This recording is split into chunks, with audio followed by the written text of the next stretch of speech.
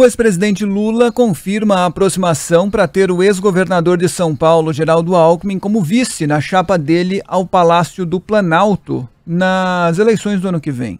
No fim de semana, o ainda tucano havia dito que se sentia honrado com a possibilidade de ser vice de Lula e destacou que o petista tem apreço pela democracia.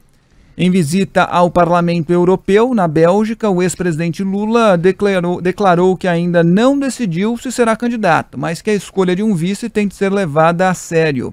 Segundo ele, tem de ser alguém que some e que não tenha divergência. Tem de ser alguém que some e que não tenha divergência. Eu tenho uma extraordinária relação de respeito com o Alckmin. Eu fui presidente quando ele foi governador. Nós conversamos muito. Não há nada que aconteceu entre eu e o Alckmin que não possa, ser reconciliado. Bom, tá aí o Lula. Ele, obviamente, quando ele escolhe um vice, ele está pensando na imagem que aquilo representa, não exatamente em todas as características de uma pessoa, na imagem que representa o ato dessa escolha. Teve o caso do José Alencar, por exemplo, quando ele precisava afagar o mercado. Naquele momento havia muita desconfiança em relação àquilo que ele podia fazer no poder, já que quando ele era apenas um militante petista, ele tinha um discurso mais radical e precisou escrever uma carta aos brasileiros, posando de Lulinha, paz e amor, e já esteve no poder. Então, todos os seus lampejos que resgataram aquele militante já foram, de certa forma, precificados, e o mercado costuma ser muito complacente, inclusive, com todos esses políticos.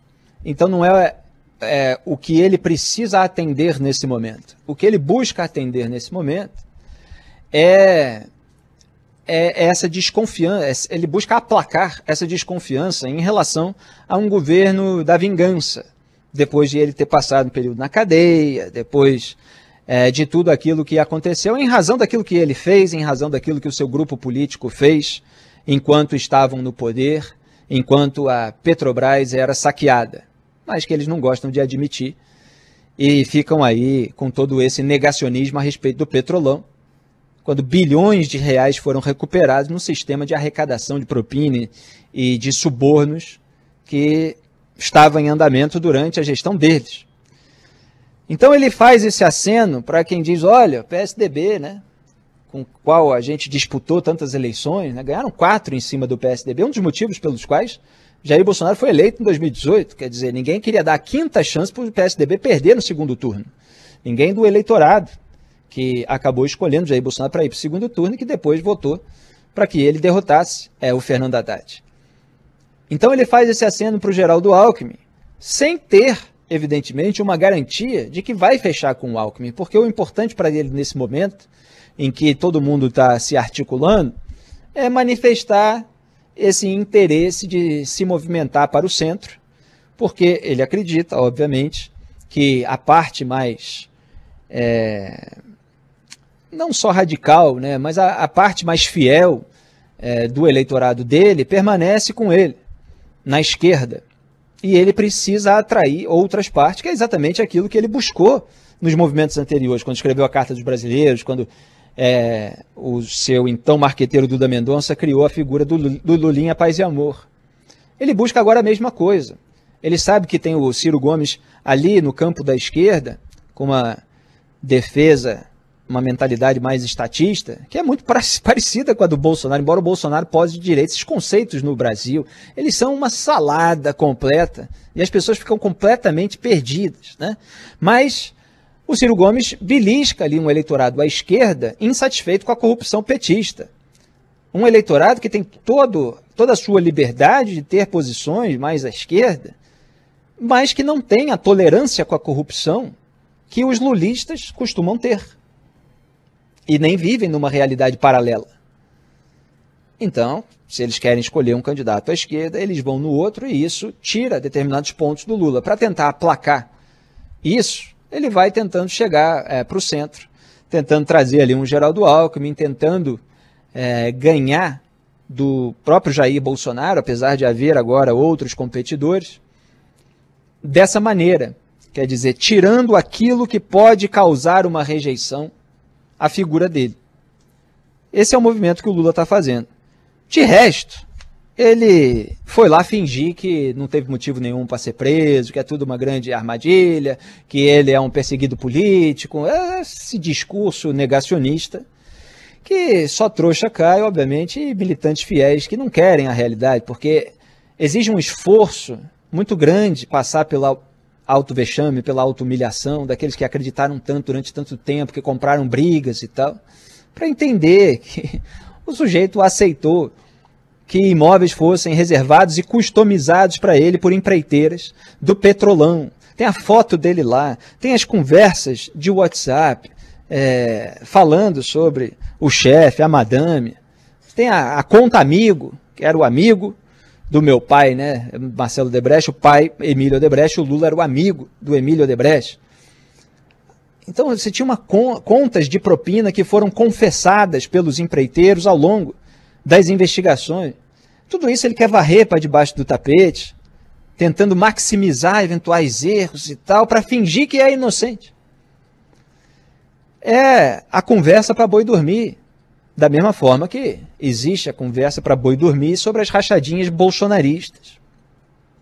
E ele vai lá para tentar ter a legitimidade de agentes internacionais, e a esquerda, obviamente, por já ter estado no poder, ela tem esse tipo de articulação, tem aliados e tal, então bota o Lula lá num parlamento europeu, olha só como representa, né, o Brasil e tal, e ele tenta repercutir isso aqui, não falta porta-voz lulista no mercado da comunicação, e omitindo, evidentemente, todos aqueles elementos incômodos. Aliás, lançaram agora, né, um marqueteiro lulista, Fernando Moraes, lançou aí uma biografia que omite, né, a razão pela qual ele foi preso, que omite todos os processos nos quais ele está envolvido, como se simplesmente a mudança de competência fizesse tudo desaparecer da história, né? E aí o capítulo 2 só vai depois da eleição. No 1 é só aquele marketing bonito para conseguir ser eleito. Então a gente vai continuar fiscalizando e trazendo aqui a verdade à tona. 4h53. Cuba tem manifestações esvaziadas na segunda-feira após a ditadura montar um cerco policial contra os opositores. Desde domingo, as forças de segurança e os grupos pró-governo cercaram prédios e casas onde vivem os dissidentes, e vários deles foram presos ao tentar sair de casa. Ativistas e jornalistas também relataram que a internet ficou instável ao longo dos últimos dias, impedindo transmissões e comunicações. Proibidos pelo regime, os atos foram marcados para o dia 15, porque ontem foi o primeiro dia em que turistas puderam voltar a Cuba desde o início da pandemia. Os protestos buscavam dar continuidade às manifestações de 11 de julho, quando milhares de cubanos saíram às ruas contra a escassez de produtos e a condução da crise sanitária.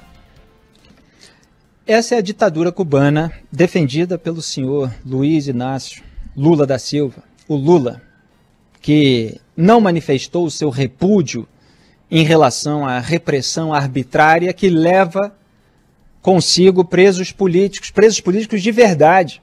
Não é gente que aceita suborno em forma e reforma de imóvel.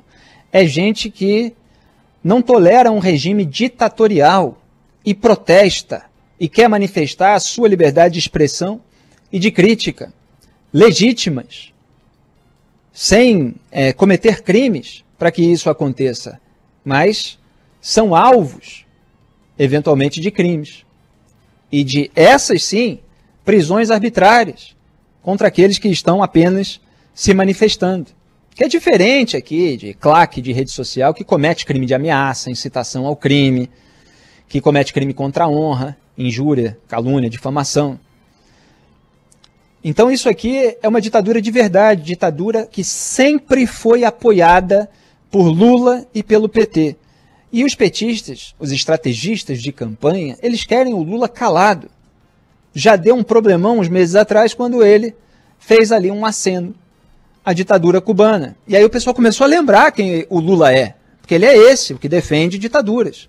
Na Venezuela, em Cuba, na Nicarágua. Na Nicarágua foi eleito o aliado dele, a quem ele reverenciava nos encontros do Foro de São Paulo. Tem o discurso, tá? Eu não faço teoria conspiratória, que nem essa claque bolsonarista que tira de um evento todo um mecanismo internacional e começa a atribuir tudo. Não, estou falando do evento específico, onde o Lula fez discurso específico, que tem vídeo que está lá nos meus artigos ao longo do meu trabalho. Brincava até com o cabelo, Daniel Ortega. Então ele reverenciava. Agora o pessoal quer que ele fique calado, para ele não falar em regulação de mídia, para ele não defender uma dessas ditaduras, etc. Para ele fingir que não é aquilo que ele é. E os estrategistas bolsonaristas querem a mesma coisa, que ele fique calado. Então quem é que pode ser favorecido por esse cenário? Algum candidato que diga as verdades, que exponha os fatos sem medo. E qualquer um desses que disputa o espaço na terceira via pode fazer isso, se tiver firmeza, coragem e, claro, um bom desempenho.